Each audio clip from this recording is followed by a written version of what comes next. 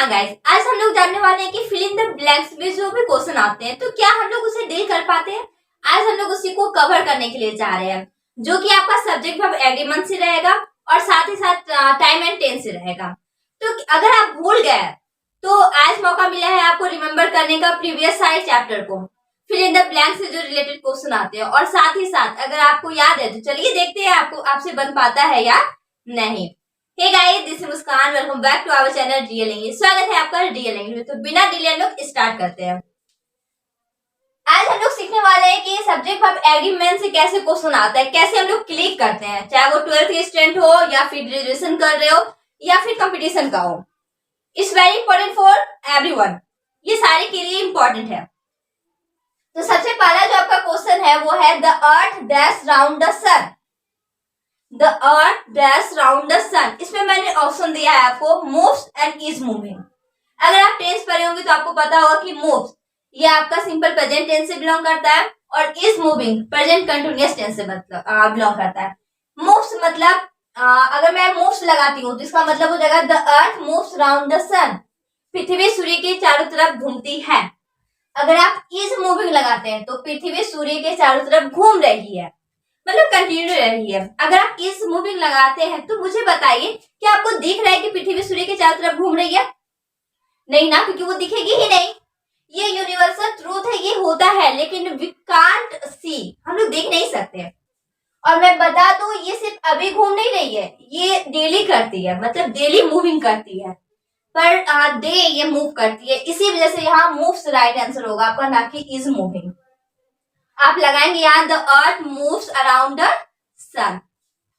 मैं बता दूं आपको यहाँ मूव्स राइट आंसर होगा। और हाँ, जो भी काम डेली होता है, जो भी वर्क हम लोग डेली करते हैं, DAILY डेली मतलब रोज, उसके लिए हम लोग करते हैं यूज सब्जेक्ट प्लस verb 1 या फिर verb 5 plus object, means simple present tense, SPT simple present tense का यूज करते हैं।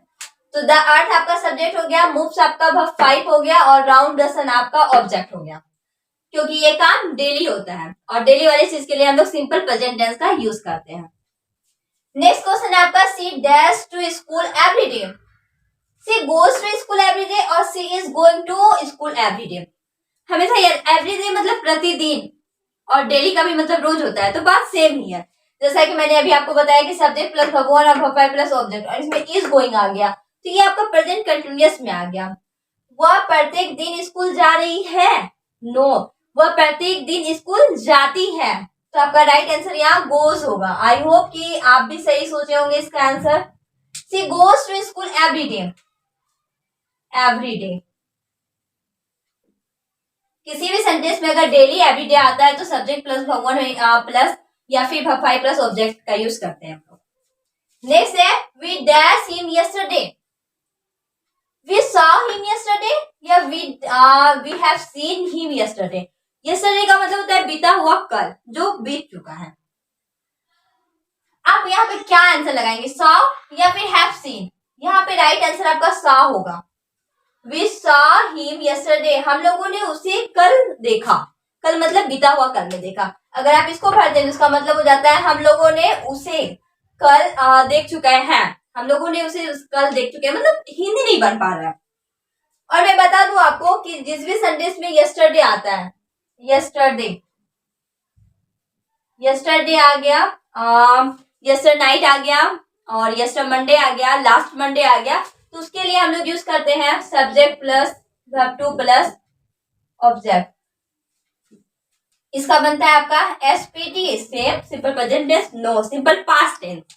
सिंपल पास्ट टेंस में हम लोग बनाते हैं, सबसे पहले सब्जेक्ट यूज करते हैं, फिर verb का सेकंड फॉर्म यूज होता है, फिर ऑब्जेक्ट यूज होता है। तो verb का सेकंड फॉर्म आपका सी का सा होता है और हैव सीन नहीं लगेगा इसमें, तो सा होगा। यस्टरडे आ गया, लास्ट नाइट हो गया, लास्ट सैटरडे हो गया, इन सारे में आप सिंपल प्रेजेंट टेंस का use, sorry simple past tense का यूज करेंगे। नेक्स्ट है I dash her last year.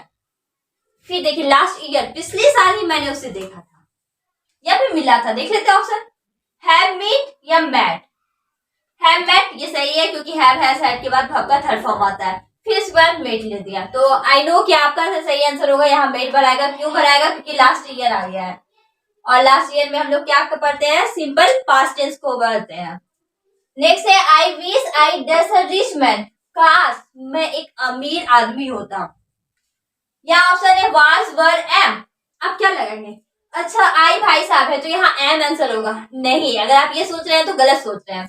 आई के साथ वाज लगता है, ये भी सही बात है, लेकिन यहाँ नहीं लगेगा, यहाँ वर्ड का यूज होगा। कितनी अजीब बात है ना, आई के साथ तो हम लोग वाज लगाते हैं, लेकिन यहाँ मैं वर्ड भर रही हूँ। ये ऐसा इसलिए होता है कि जिस भी सेंटेंस में आई विश रहता है उसमें हम लोग दो चीज फुल फिट करते हैं। पहला करते हैं वर्ड, दूसरा करते हैं हम लोग वुड। अब प्रॉब्लम आ जाती है कि कब हम लोग वुड भरेंगे और कब वर्ड भरेंगे। वर्ड भरा जाता है नाउन के पहले और वुड भरा जाता है आपका वर्ब के पहले। और मैं बता दूं अ रिच मैन, एक अमीर आदमी, यहाँ अमीर आपका नाउन है ना कि वर्ब है, तो राइट आंसर आपका यहाँ वर्ड होगा। I wish I were a rich man. I hope कि अगर आपको नहीं पता हो तो पता चल गया, अगर आपको पता है तो प्रैक्टिस हो रही है, सो डोंट वरी, जो भी है यूजफुल वीडियो है। नेक्स्ट है he dash up at 5 o'clock every day, same every day, प्रत्येक दिन वह 5 बजे प्रत्येक दिन उठता है, ना कि उठते जाता है, मतलब उठ रहा है। तो यहाँ पे गेट्स होगा या इज गेटिंग, ऑब्वियसली है कि गेट्स होगा। He gets up at 5 o'clock every day. Have you dashed him? Have you dashed him? Have you saw him?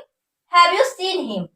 मैं बता दूं ये जो आपका सेंटेंस है ना, ये आपका सेंटेंस बिलोंग करता है प्रेजेंट परफेक्ट टेंस से, और इसका ये होता है यस नो, मतलब इंट्रोगेटिव में आता है।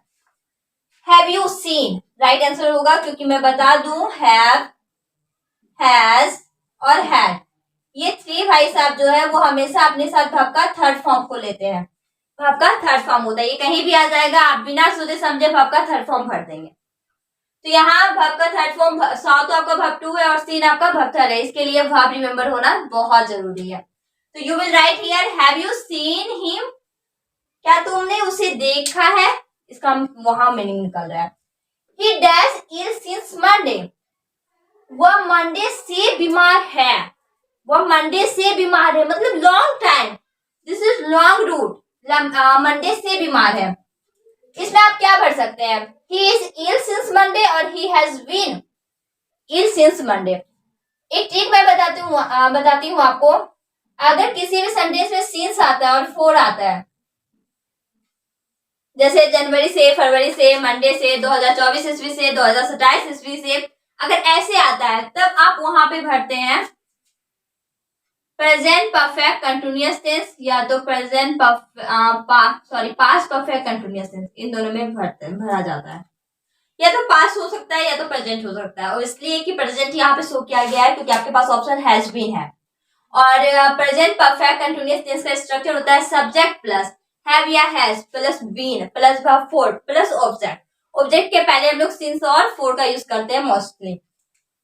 तो he has been ill since Monday, मैं बता दूं सिंस और फोर आएगा तो आप क्या भरेंगे, हैव बीन या हैज बीन या हैड बीन, बस उसके सिवा आपको कुछ नहीं करना है।